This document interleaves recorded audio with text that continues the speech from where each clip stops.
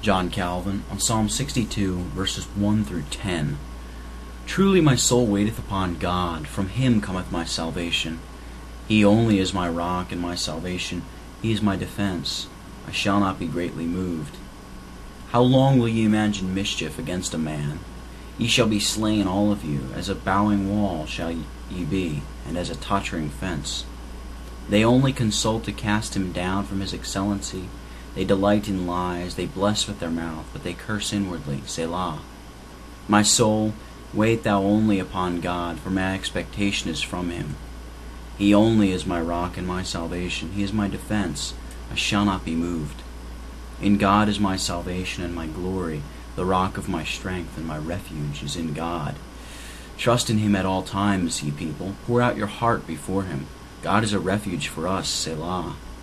Surely men of low degree are vanity, and men of high degree are a lie.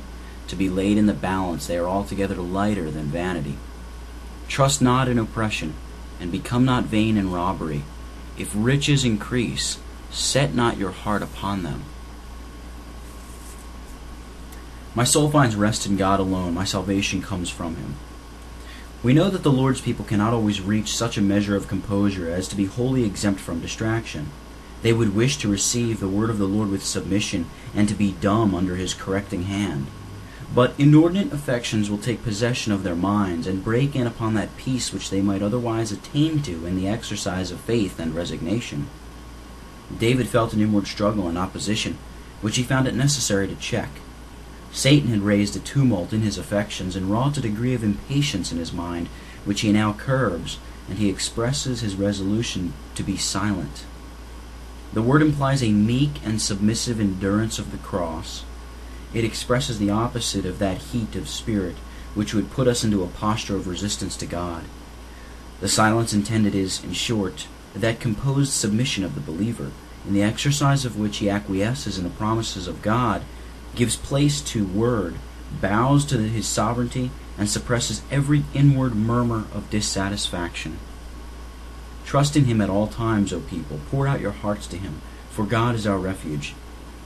The expression "at all times" means both in prosperity and adversity, intimating the blameworthiness of those who waver and succumb under every variation in their outward circumstances. God tries his children with afflictions, but here they are taught by David to abide them with constancy and courage. We are bound to put honor upon his name by remembering in our greatest extremities that to him belong the issues of death, and as we are all too apt at such times to shut up our affliction in our breast, a circumstance which can only aggravate the trouble and embitter the mind against God. David could not have suggested a better expedient than that of disburdening our cares to him, and thus, as it were, pouring out our hearts before him.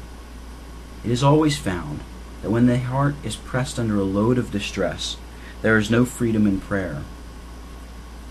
Under trying circumstances, we must comfort ourselves by reflecting that God will extend relief, provided we just freely roll them over upon his consideration.